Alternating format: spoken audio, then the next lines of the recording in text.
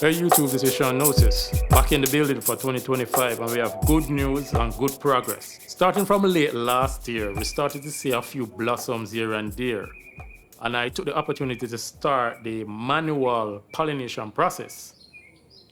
But before we get into that, we need to look back where we are coming from. So this is me, November 2021, planting out my first sets of apple rootstocks. The one that you saw bearing in the previous clip was planted on this day.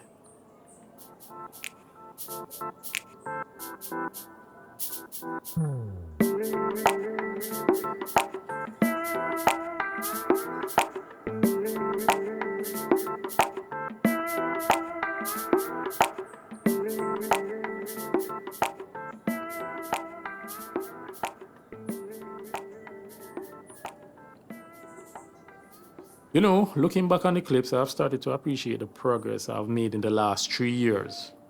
You know, it takes a lot of dedication and consistency and passion. Looking back on my previous videos, I can actually see that the landscape has actually changed. You can actually see grass is growing, and there's a lot of organization when it comes to planting the trees, specifically in this high density orchard. This section was actually planted and grafted in 2023. So this is pink lady grafted on a seedling rootstock.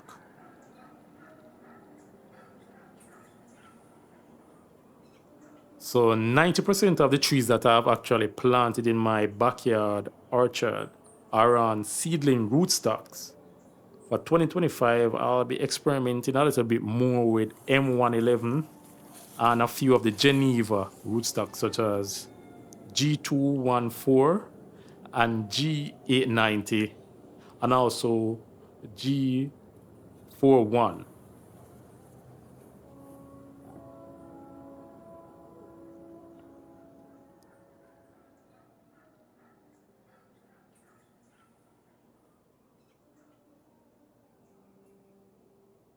So due to the long rainy season for 2024, I started to see a lot of vegetative growth, especially during the end of November to December.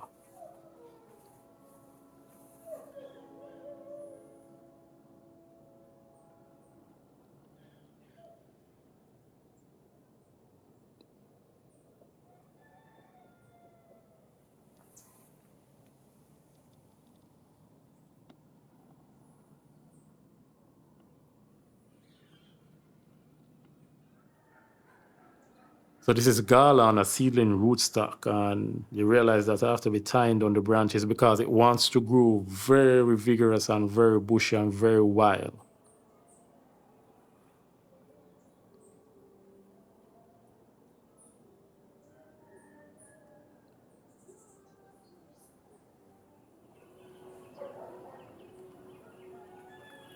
You know, it's very important to train the branches laterally to encourage fruiting bud spurs.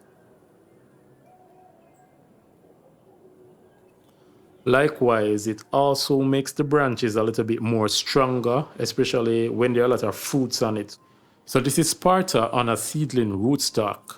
Hopefully in 2025, by the end of the year, it will start to bloom, and by then we'll have some other varieties blooming also, so we can do some manual cross-pollination.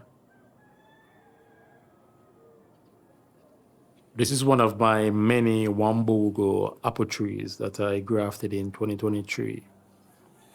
Compared to the original tree that I got the cuttings from, it has outgrown most of the previous grafts I've made in 2022.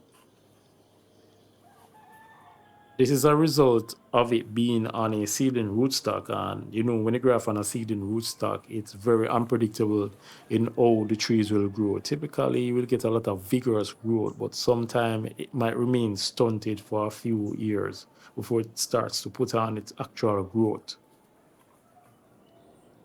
This is why it's been one of my top 5 fastest growing apple tree grafts that I made in 2023. As you can see, I have to be tying it down because it's so vigorous.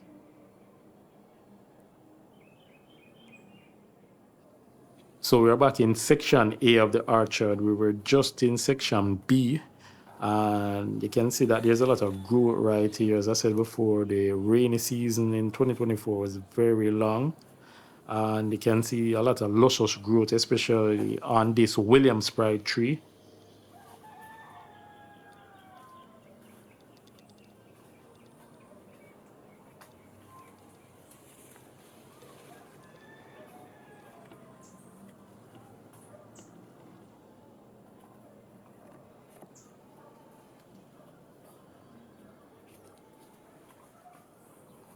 This is one of my oldest trees planted in my orchard. This was actually planted in 2022.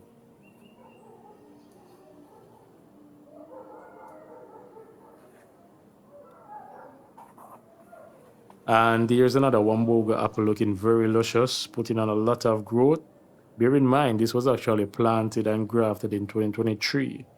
So it's actually catching up to the other tree planted in 2022. And if you made it this far in the video, remember to hit that like, share, and subscribe button. It really helps a lot. Thanks. You know, over the last 2 years, I started to see the benefits of whitewashing the trees. For one, it actually keeps them cool and protect them from sunburn, and it also discourages like snails and slugs and also rodents from nibbling at the bark.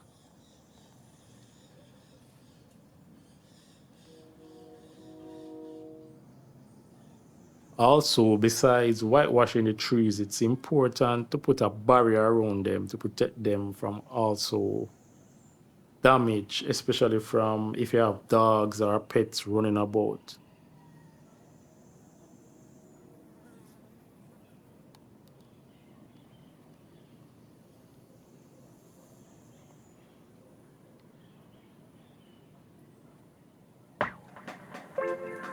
So it's 2025 and we are starting to see the signs of what we were looking for.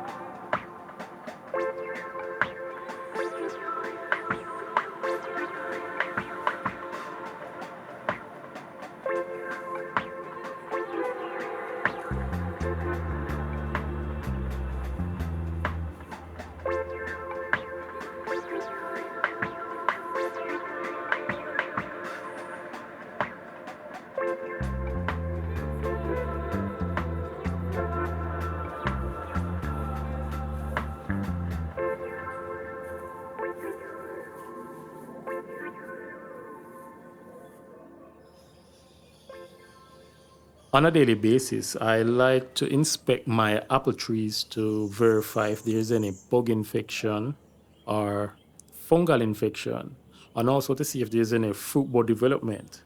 In my opinion, 80% of the work done growing apple trees is actually the inspection process. For example, if you see a fungal infection, you can easily remove it to prevent further damage.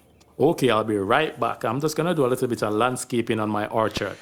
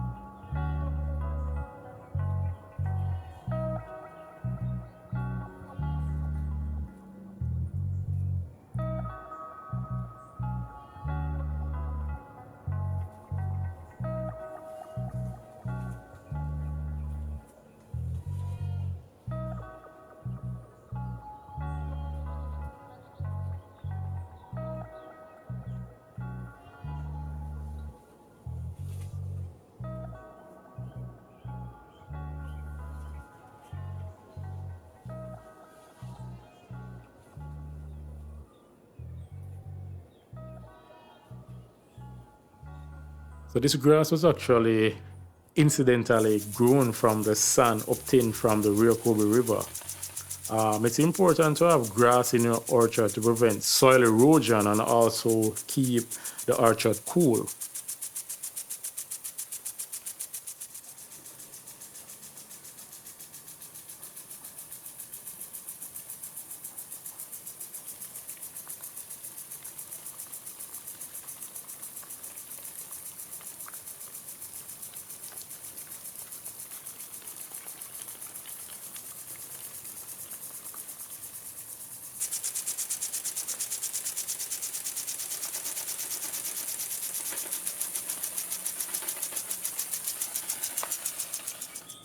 So this is where my commentary ends. I'm just gonna let you guys enjoy the video and scenery.